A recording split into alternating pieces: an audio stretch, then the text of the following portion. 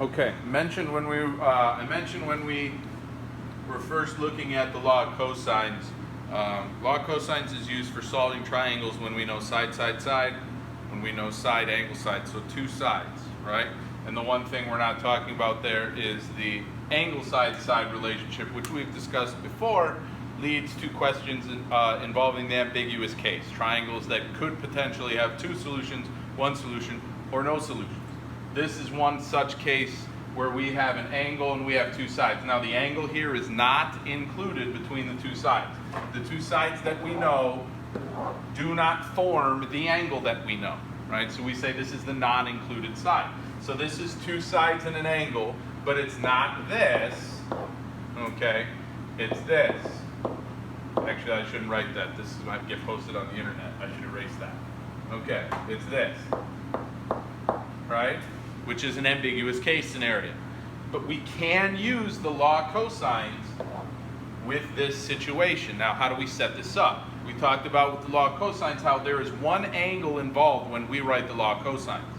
Now, the angle that's involved when we write the law of cosines is across from the side that we isolate. And then we use the rest of this. So we're gonna label this side B. And if we set up a law of cosines problem with the information that's here, all right, it's going to be a little scary in the early going, but you'll see it, everything's going to work out. So we know this angle, which means this side, which is across from it, that's the side that we isolate in this law of cosine. The remaining two sides we write over here in the rest of this setup. Minus 2 times B, or excuse me, this would be what? Sorry, C times B times the cosine of 40. So again, A, B, and C, irrelevant at this point. This is the side that's isolated, that's side A, because it's across from the angle that we know. And then we take the other two sides, we square them, add them together, we multiply them by 2 and the cosine of the angle. Now if you do a little work here, we get 100 equals 64 plus B squared minus, when you calculate this, you get 12.26 with a B. Now when you look at this problem, the way that this is set up now, what do we see? Okay, we've got B squared, and we've got a term with B. So what is this? It's a quadratic problem, right? It's a quadratic equation, and if we want to solve quadratics, we set them equal to 0. So I'm going to subtract 100 from here. I can subtract 100 from the 64. I'm going to rearrange the way this looks real quick, and we end up with this equation, right? So, how do we solve quadratics that are set equal to 0? You've got, what, 3 choices really. You can try to factor them, you can use the quadratic formula, or you can graph them, right, to find those solutions. Now with this scenario, the way that it's set up, we know that A is equal to 1, not the A that's up here. I'm talking about the A as the coefficient of the squared term.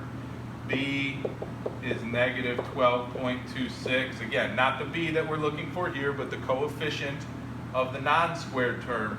And then C is negative 36. And if you go to Desmos, and we plug these values in where they belong, the opposite of B, plus we can put a negative sign in here. That's not going to change anything because we're squaring it anyway. But if we plug everything in where they belong, we see that this has a value of 14.7. When we use a sum, we can change that sum to a difference. Now when we change it to a difference, what's our value? You can't see that probably because this is kind of small on the screen, but it's negative 2.44. So if we go back to this, the solutions that we get for B were 14.7 and negative 2.4. What's wrong with that? What is lowercase b? Lowercase b is a side length. So we know that we can't include the negative value in this. So the value of b is 14.7. Now once we get that side length, if we were going to solve the rest of this triangle, we could use the law of sines at this point. This should say b. I'm just realizing that. That should say b.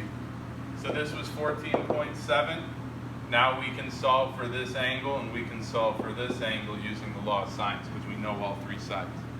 Okay? That's how we can use the quadratic, solving strategies for a quadratic with the law of cosines in an ambiguous case scenario.